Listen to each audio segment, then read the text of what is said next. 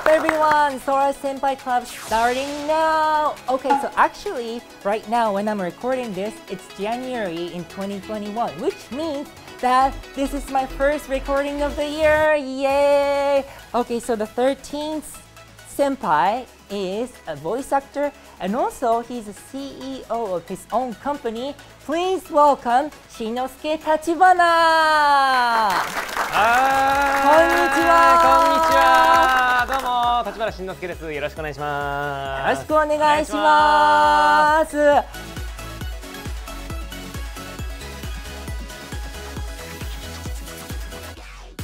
はじめまして。はじめまして。愛の空と申します。立花です。よろしくお願いします。よろしくお願いします。一応毎回確認してるんですけど、はい、本物ですか？偽物です。おっと、ちょっと冗談言っちゃって。ということで立花さん、はい、これ俺が VTuber がさ世界に発信している番組ということで、はい、あんまりないかなと思うんですけど、どうですかこれに呼ばれて。いや、僕その VTuber というカテゴリーを知ってたんですけど、収録に呼ばれるのも初めてですし、こうやってお会いするのも初めてなんで、ああこういう感じになってるんだって思ってます。ねえ、新しいでしょ。新しいよね。新しい。立花さんは声優業界ももう20年以上ですか？いやでもね、20年弱ぐらいです。弱ぐらい。でもすごく長くやってられてるので、だから声優業界のことも聞きたいなと思ってるから。本当ですか？責任重大です。いやーもうそれ僕はね、もう20年弱ずっと嘘をついて生きてます。ちょっと。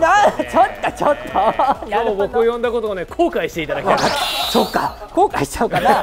ということで、ちなみにもう結構こんな感じでフランクに今喋っているんですけど、まあ海外の番組だし、海外に向けてっていうところでちょっとお互いフランクに呼び合いたいなと思っていて、立花さんのことをしんちゃんと呼んでもよいでしょうか？それはもうご自由に呼んでいただいて大丈夫ですよ。じゃあもうしんちゃんで俺のことは何でも呼んでください。何でもいいの？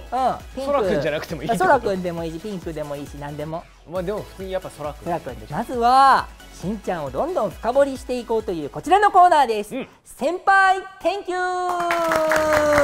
はい。嘘を交えずに回答してもらえると嬉しいなと思います。全部嘘言おうと思ったのに。俺さ、結構嘘言われると信じちゃうからね。行ってみたいと思います。先輩 Thank you。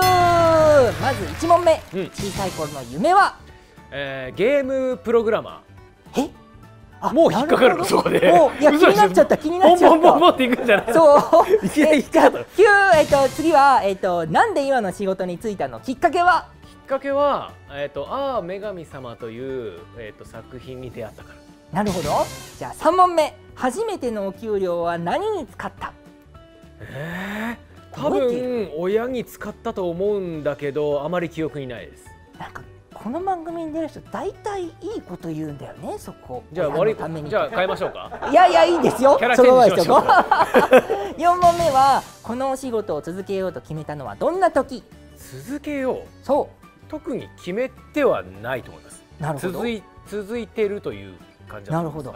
じゃあ5問目。お仕事をしてきた中で一番感動した瞬間は？そうですね、なんかイベントとかでその僕を支えてくれるファンの子たちの顔を見れたことかな。なるほど。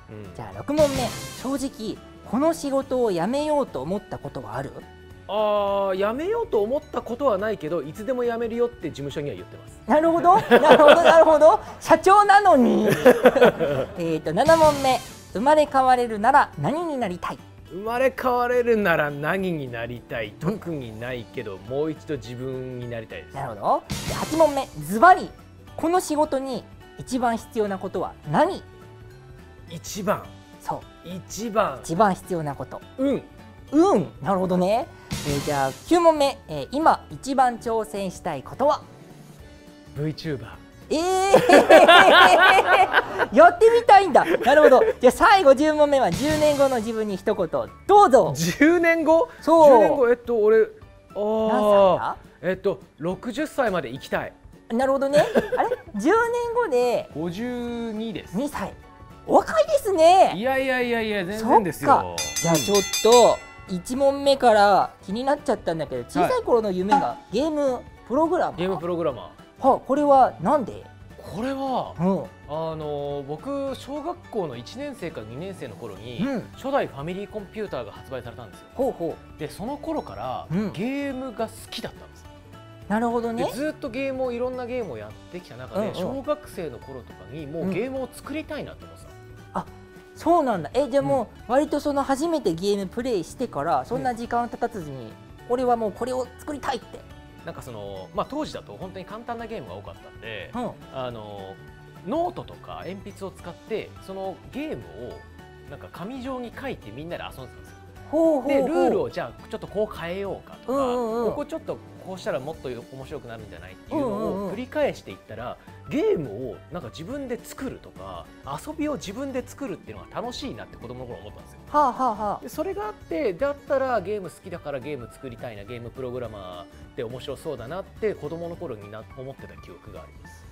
そうなんだ。それぐらいから今でもゲーマーなんですけど、そういう。そうね、確かに配信というか番組もねやってます。やってますよね。ちなみにさ、じゃあその自分で物を作るっていうのが好きだった少年しんちゃんは、これ好きな科目とか得意な科目はあったの？昔、例えば図工とかそういうのが得意だったの？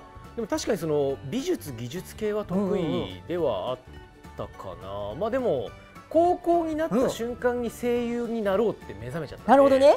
そうしたことによって、勉強いいやって思っちゃった。そうか。それが多分2問目の質問のきっかけで、女神様につながるんだけど、それは高校生の時に。これは漫画は僕結構いっぱい読んでて、でアニメーションってなんか当時だと再放送をよく見てたのね。けどその漠然と見てたから、なんかこう声優さんになりたいとか、アニメが好きだみたいなので見てたわけじゃなくて、なんかこうやってるから見ようかなみたいな感覚だったのが、僕4月が誕生日なんだけど、4月の高校入った時に誕生日に親に誕生日プレゼントを買ってあげるから何が欲しいって言われて、DVD の1個前にビデオデッキ、わかるよ、ビデオ。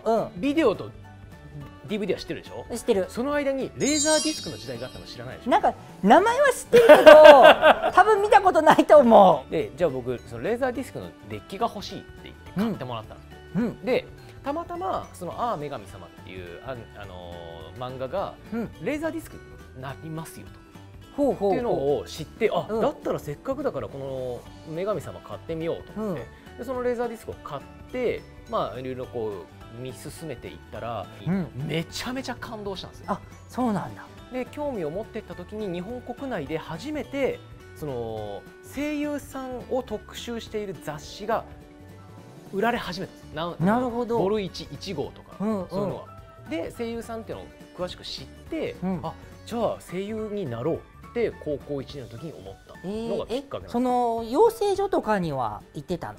そうで養成所に僕、その高校卒業して、すぐに養成所に入って、そこに丸1年週5で1年間養成するようなところだったんですけれども、そこにいろいろ雑誌を見た時に、ここの事務所が老舗で大手だから、ここの養成所に入りたいと思って、でオーディション行って受かって入って、で1年間やったんだけれども、そこのその事務所に上がるためのオーディションには僕受からなかったの。落ちたの。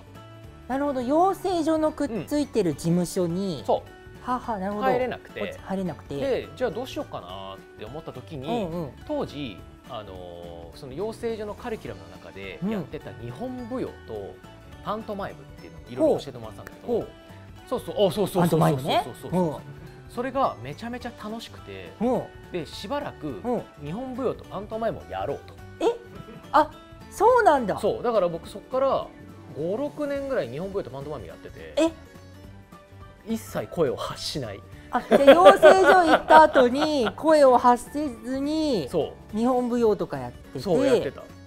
そうなんだ。こういうパントマイムとか普通にやれたりするんだけれども、そこででもそこも芸能界なんで、いろいろこうやっていくうちにこうつてができていって、でやっぱり僕はもう本当にアニメが昔からやりたかったから、アニメがこう強い事務所で、その若手の新人男性声優がこう少ないところっていうのをチョイスして、ライバルがちょっといないところに、なるほどね、多いと困るんで、こう仕事が来るようにね、なるほどね、頭がいいな。で、まあ一つの事務所さんを選ばせていただいて、でお話をしたらいいですよって話になって、所属でき新人として所属できたっていうのが、それが25歳とかですね。あ、なるほど。ちなみにもうしんちゃんといえばもちろんその声優として活動を始めて、もちろん歌を歌ったりとかいろんなこともやってると思うんだけれども、数年前から社長にもなってるじゃない。そもそもなんで社長をやろうと思ったのとか、自分の会社を持とうと思ったの？僕の会社の場合はその福山潤っていうもう一人の CEO がいて、そのダブル CEO、ダブル社長っていう形で、やってはいるちょっと変わった事務所ではあったりはするんですけど、事務所ってやっぱりそのカラーがあるんだよね。例えば今のブラックシップ、うちの事務所のブラックシップって言ったら、そこのなんか色みたいなものがあって、なんかいろんなものがその業界に慣れてきて見えてきた時に、なんかこうだったら自分で作った方が早くないって思った時期が僕の中ではあって。なるほどね。ましたね。結構なんかそれってもしかするとすごい昔の自分でこうゲームを作ってみるとか遊び方を考えてみるっていう、その自分でこう考えて何か行動に移すっていうのがしんちゃんはもしかしたら秀でているのかもしれませんな、これは。可能性はありますね。他の質問の答えの方に行くと一番感動した瞬間とかだと、そのイベントとかでお客さんがこう反応してくれた時っていうのは、これはライブとかやっぱり直接こうなんていうのかな、熱量を向けてもらえるっていうのは、やっぱりイベントとかでしかないので、なんかそこでその直接みんなとこう知り合える機会が増えた、もしくはできるっていうことがとてもなんか感動したというか嬉しいなって思ったのがやっぱ昔新人の頃もあったので、だから逆に今、去年とかすごいそこを寂しいと思ったんですよ。そうでなかったもんね、ほとんどね。なんでこんなに寂しいんだろうって思った時があって、それはイベントがなくなって、でイベント配信とかでもやるんだけど、やっぱり配信だと見てくれてはいるんだけど何も返ってこない。あれないよね、生の熱気はないよね、絶対。こっちがうわーって放出するけど、スンってなるから。そうね、あっても多分コメントでバーって出したりとか、やっぱこのねコール&レスポンスだったり、僕らが盛り上がったことに対してみんなが盛り上がってくれて、さらに僕らが盛り上がるっていうこの相乗効果ってすごい楽しかったんだな、あれって良かったんだなってのを思った時に、その寂しさを感じたから、逆に今までそういうイベントにたくさんみんな来てくれて、すげえありがとうって逆に思ったんですよ。なるほど。じゃあ今後、ちょっとまだねイベントとかってやりにくい状況かと思うけど、今後なんかイベントがあったりしたらなんか心境変わった状態でイベントできるのかもね。いやでもね本当にそれは思う。じゃあ次の質問の方に行きたいんだけれども、あれこの仕事に必要なこと運って言ってたけど、運大事なんだ。運は大事か。運は何でも大事っていうか、これね僕その今その社長という立場にもなったのもあって、今声優さんとして生き残っている人たち、あとはその売れて第一線で活躍している声優さんたちを見たときに、圧倒的に普通の人に比べて運がいいんですよね。なるほどね。まず根本的に、で僕思ったのがそもそも論として、運のいい人しかまずこの業界に生き残らないんだろうなって思った。それ以外にもやっぱりその演技力だったり、あとやっぱそのこうなんていうの礼儀だっていう部分もあったりとかいろいろありますけど、自己プロデュース力とか。でも自己プロデュース力は必要。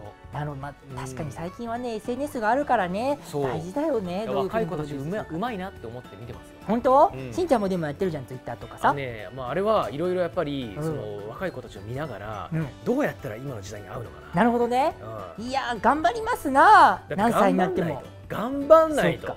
だって時代は変わっていくから。そうだよね。その流れでいくと10年後には一言として60歳まで生きてるように。生きてたい。そこは生きてたいんだね。ちなみにね、ちょっともうこれ終盤になってきたから一つ聞きたいんだけど、10年後の姫に一言どうぞ。10年後の姫か。そう、姫ね、しんちゃんの娘さん姫って呼んでるじゃない。なんだろう、中学校ぐらいだからそれこそ自分のなんかコミュニティを作ってもらって、なんかのびのび育ってくれてたらそれでいいかなって。なるほどね。あとはなんか親の元からこう自立したいなっていう心が芽生えてくれてると嬉しいかな。なるほど。10年後、姫この番組を見ていたらそうなっていることを俺は祈りますということで、しんちゃんありがとうございます。先般定期はこれで以上となります。じゃあまた来週もしんちゃんの回になるので、一旦まず今回はここで一緒に See you next week って言ってもらえますかね。わかりました。はい、一緒に言いましょう。せーの、See you next week。バイバイ。立花慎之介さんでした。チャンネル登録してね、今すぐに。よろしくね、よろしくね、よろしくね。